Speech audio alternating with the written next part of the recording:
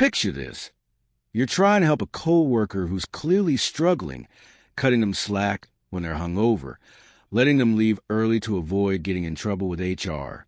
And how do they repay your kindness? By accusing you of sexual harassment when you finally have to do your job. Well, let me tell you what happened when someone tried to destroy my career with false accusations. If you've ever had someone stab you in the back after you try to help them, hit that like button right now. Subscribe for more workplace justice stories and buckle up because this tale of karma is going to leave you absolutely speechless. Let me take you back to 2013. I was 30 years old, working as a supervisor at a call center, and honestly, I thought I'd found my dream job. After 7 long years of grinding my way up from the bottom, dealing with angry customers and mind-numbing phone calls, I finally made it to management. The pay was decent for the time, the hours were reasonable, and I genuinely believed I could create a positive work environment for my team. I was responsible for a team of 15 people, and for the most part, they were solid employees. Good people who showed up, did their jobs, and went home. But then there was T. T was 25, and from the moment she joined our team, I could tell something was wrong. I'm talking about someone who was clearly battling demons that went way beyond normal workplace stress. Every single morning, she'd drag herself through our office doors looking like she'd been hit by a truck. Her eyes were bloodshot, her hands shook, and the smell of alcohol seemed to follow her like a toxic cloud. But here's the thing, I've always been someone who believes in giving people the benefit of the doubt. Maybe she was going through a rough patch. Maybe she just needed someone to show her a little compassion. So instead of immediately writing her up like most supervisors would have done, I decided to cut her some slack. The first time I saw her dry heaving into a trash can at 9 a.m., my heart actually went out to her. I walked over to her desk, keeping a professional distance, of course, and quietly asked if she wanted to go home early. In our company policy, if someone left early without sick time, it counted as an occurrence against them. But if a supervisor suggested they leave, it wouldn't count against their record. "Are you sure?" she asked, looking up at me with grateful eyes that were still watery from throwing up. "Yeah, go take care of yourself," I told her. "Just maybe try to get some rest tonight, okay?" She nodded and gathered her things, and I thought I was doing the right thing. I thought I was being a good supervisor, someone who cared about their employees as human beings, not just productivity numbers. This became our routine. 2, sometimes 3 times a week, T would show up looking like death warmed over, spend the first hour of her shift either in the bathroom or hunched over a trash can, and I'd quietly suggest she head home. I told myself I was preventing a bigger problem. Imagine if she threw up on a customer call, or if HR saw her in that condition. But as weeks turned into months, the situation got worse, not better. The hangovers became more severe. I'd find her passed out at her desk during lunch breaks.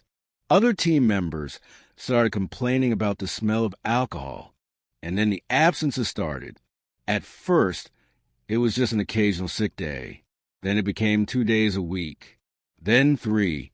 My phone would ring at 7:30 a.m., 30 minutes before her shift, and I'd hear her slurred voice claiming she had food poisoning or a migraine or some other excuse that we both knew was complete garbage. I kept detailed records of everything. Every absence, every early departure, every incident. Part of me hoped that documenting it would help me find a way to support her better. Maybe I could refer her to our employee assistance program or work out some kind of accommodation. But deep down, I knew where this was heading. The breaking point came when HR called me into a meeting. My manager, Sarah, sat across from me with a thick folder in her hands. "We need to talk about T," she said, her expression serious. "Her attendance is completely unacceptable. You need to write her up today." My stomach dropped. "Look, I know she's been struggling, but—" "No buts," Sarah interrupted. She's missed 23 days in the last 2 months. 23.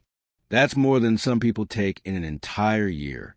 If you don't document this properly, it's going to reflect poorly on your management. I felt trapped. I've been trying so hard to help T that I put my own job at risk. But I also knew that Sarah was right. I had a responsibility to the rest of my team, to the company, and honestly, to T herself.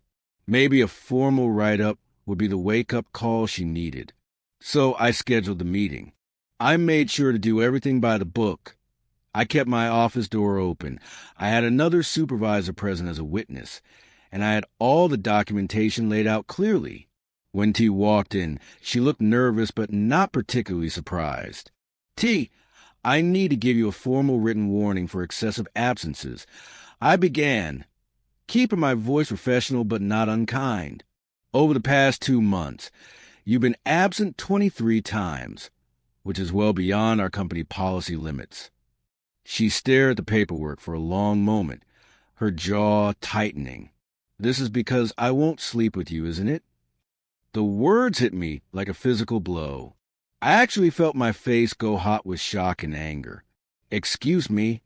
You heard me, she said, her voice getting louder. You've been trying to get me alone, asking me to leave early, and now that I won't give you what you want, you're retaliating against me. I looked at the other supervisor, who was staring at T with his mouth literally hanging open. T, that is absolutely not. Don't lie to me, she shouted, standing up so fast her chair rolled backward. I know what this is really about.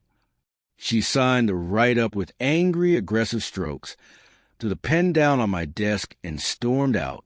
I sat there in stunned silence, my hands actually shaking with a combination of rage and disbelief. 2 days later, I got an instant message from my boss. Come to my office. Now. The walk down that hallway felt like a death march. When I opened the door, I saw my manager, Sarah, the head of HR, and I could hear the speakerphone crackling. The VP of HR was on a line from corporate. Sit down, Sarah said, her expression unreadable. The head of HR, a stern woman named Patricia, got straight to the point. We received a formal complaint from T alleging that you've been sexually harassing her and that the write-up was retaliation for her refusing your advances. I felt like the room was spinning. That is completely false. I have never, ever made any inappropriate advances toward T or any other employee. She claims you've been asking her to stay late, requesting private meetings, and making suggestive comments. Patricia continued, reading from a document. That's insane. I said, my voice cracking with frustration. I've never been alone in a room with her. Every interaction we've had has been professional and witnessed by other people. The only reason I ever asked her to leave early was because she was throwing up at her desk. The VP's voice crackled through the speaker. Do you have any evidence to support these allegations? Patricia shuffled through her papers. Well, no. No witnesses to any inappropriate behavior. No documentation of harassment. No emails or messages. Because it never happened, I said firmly.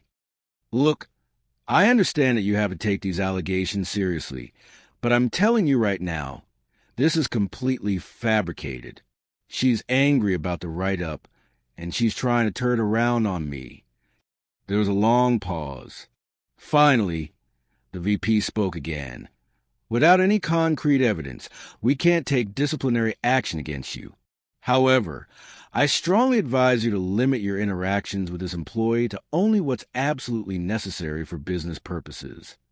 That's going to be difficult, I said, considering I'm her direct supervisor. We don't have anywhere else to place her right now, Patricia said. Just do your job, but keep everything documented and witnessed. As I walked back to my desk, I felt a cold fury settling in my chest. This woman, this person I tried to help, who I protected from HR consequences, who I'd shown nothing but compassion, had just tried to destroy my career with false accusations. Fine, if that's how she wanted to play it. Then the gloves were coming off. From that moment forward, everything changed. No more Mr. Nice Guy. No more cutting slack. No more protecting her from the consequences of her own actions.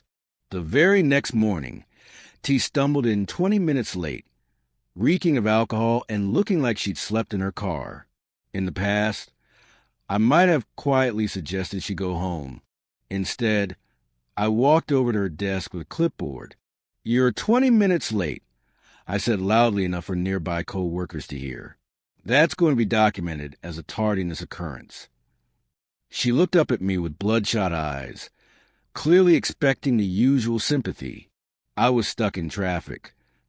"The occurrence stands," I said, making a note on my clipboard. "Please log into your phone system and begin taking calls." Over the next few weeks, I watched with a mixture of satisfaction and disgust as T essentially destroyed herself. Without my protection, every single one of her mistakes became visible to everyone. I started doing quality assurance reviews on all of her calls, something I'd been avoiding before because I knew what I'd find. The results were even worse than I'd imagined. In one call, I could hear her slurring her words so badly that the customer asked if she was okay. In another, she forgot to mute her headset, and the sound of her dry heaving echoed through the customer's speakers. But the worst one, the one that sealed her fate, was a call where she literally fell asleep.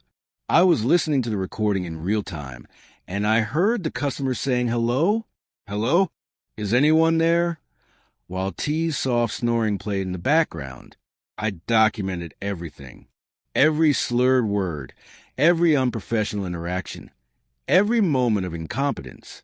I built a case so airtight that even the most sympathetic HR representative couldn't ignore it. After 3 weeks of this, I had enough evidence to justify a final written warning, the last step before termination. But this time, I wasn't taking any chances.